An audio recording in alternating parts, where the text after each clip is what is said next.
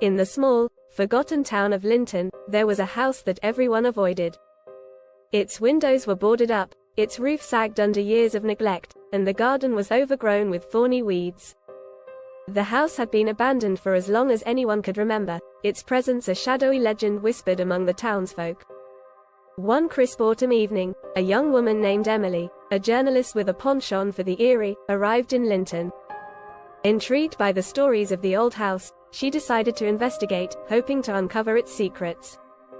The townsfolk warned her with hushed voices and fearful glances, but Emily was undeterred. Armed with a flashlight and her camera, she ventured toward the house just as the sun dipped below the horizon.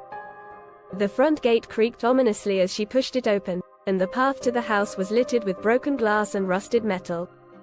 Emily's flashlight cut through the encroaching darkness, casting long, flickering shadows on the crumbling walls.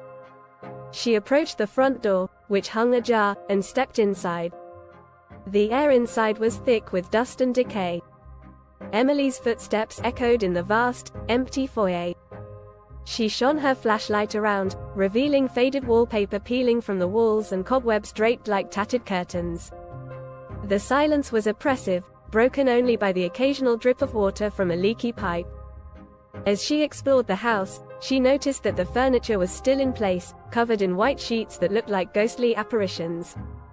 In the parlor, an old grandfather clock stood still, its pendulum frozen. A chill ran down Emily's spine as she approached it, the air growing colder with each step. Suddenly, she heard a faint whispering sound, like distant voices carried on the wind. Emily's heart raced as she turned around, but there was no one there.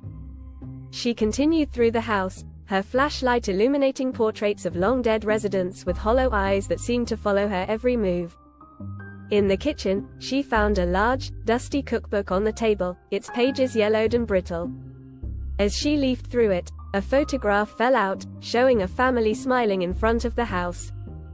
Emily recognized one of the children from a story she'd read about the house, a child who had mysteriously disappeared decades ago. Determined to find answers, Emily ventured upstairs. The staircase groaned under her weight, and the hallway was lined with closed doors. She chose one at random and opened it, revealing a small bedroom frozen in time. The bed was neatly made, and on the nightstand was a delicate porcelain doll with vacant eyes. As Emily picked up the doll, the whispering grew louder, now a cacophony of panicked voices. She felt a sudden, icy hand grip her shoulder. Spinning around, she found herself face to face with a translucent figure of a woman, her eyes hollow and filled with sorrow. "Why did you come?" the ghostly figure asked, her voice a mournful wail. "You should not have come." Emily tried to speak, but no words came out. The figure's hand reached towards her, and the room grew darker, the shadows closing in. She stumbled back, tripping over the bed and falling to the floor. Desperate to escape, Emily ran down the stairs, her flashlight flickering wildly. The house seemed to shift around her, the walls bending and stretching. The front door, which had been ajar, was now firmly shut. In a panic, she slammed against the door, and as it finally burst open, she dashed out into the night.